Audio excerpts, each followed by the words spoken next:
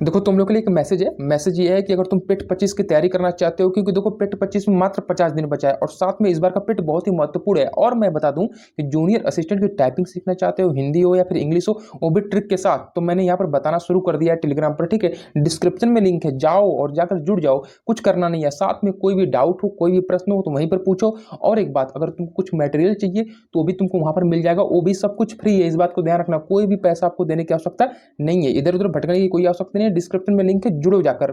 ठीक है, और इसको वीडियो को शेयर करो, लाइक करो और चैनल को सब्सक्राइब करो। Thank you.